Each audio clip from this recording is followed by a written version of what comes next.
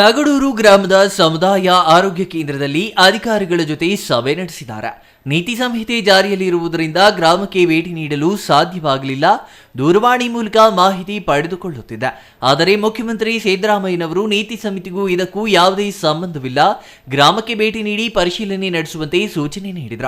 ಮುಖ್ಯಮಂತ್ರಿಗಳ ಆದೇಶದ ಮೇರೆಗೆ ಬಂದಿದ್ದೇನೆ ಎಂದು ಹೇಳಿದ್ರ. ಮಳೆಗಾಲ ಇನ್ನೂ ಆರಂಭವಾಗಿಲ್ಲ, ಕೂಡಲೇ ಅಧಿಕಾರಿಗಳು ಗ್ರಾಮದ ಎಲ್ಲಾ ಚರಂಡಿಗಳನ್ನು ಸ್ವಚ್ಛಗೊಳಿಸಿ ಬ್ಲೀಚಿಂಗ್ ಪೌಡರ್ ಸಿಂಪಡಣೆ ಮಾಡಬೇಕು. ಗ್ರಾಮಸ್ಥರಿಗೆ ಮುಂಜಾಗ್ರತೆ ಕ್ರಮಗಳನ್ನು ಅನುಸರಿಸುವಂತೆ ಸಲಹೆ ನೀಡಬೇಕು.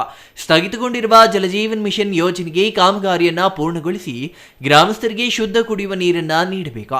ಈಗಾಗಲೇ 3 ಟ್ಯಾಂಕರ್ಗಳಿಂದ ಶುದ್ಧ ಕುಡಿಯುವ ನೀರನ್ನ ಗ್ರಾಮಕ್ಕೆ ಸರಬರಾಜು ಮಾಡಲಾಗುತ್ತಿದೆ.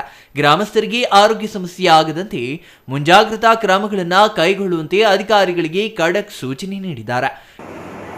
Drinking water, rural drinking water panchayat 3 ಜನ ಕಲೆಕ್ಟಿವ್ ಸೇರ್ಕೊಂಡು ಜಂಟಿ ಜವಾಬ್ದಾರಿಯಿಂದ ನೀವು ಪೈಪ್ ಲೈನ್ ಕೊಡುವಾಗ ಅವ್ರನ್ನೂ ತಗೊಂಡು ಎಲ್ಲಿ ನ್ಯೂನತೆ ಇದೆ, ನೀನು ಮಾಡಬೇಕು, ಅವ್ನು ಮಾಡಬೇಕು ಅಂದ್ಕೊಂಡು ಒಟ್ಟಾಗಿ ಮಾಡಿ ನೀವು ರಸ್ಟ್ ಹಿಡಿದಿರೋ ಪೈಪನ್ನು ತೆಗೆದಾಕಿ ಇನ್ನೊಂದು ಪೈಪ್ ಹಾಕಿದರೆ ಈ ಪ್ರಾಜೆಕ್ಟ್ ಆಗ್ತಾನೆ ಇರಲಿಲ್ಲ. ಇದೆಲ್ಲ ನೋಡ್ಕೋಬೇಕ್ರಿ ನೀವು, ಅವ್ರಿಗೆಲ್ಲ ಕೇಳ್ರಿ ನೀವು.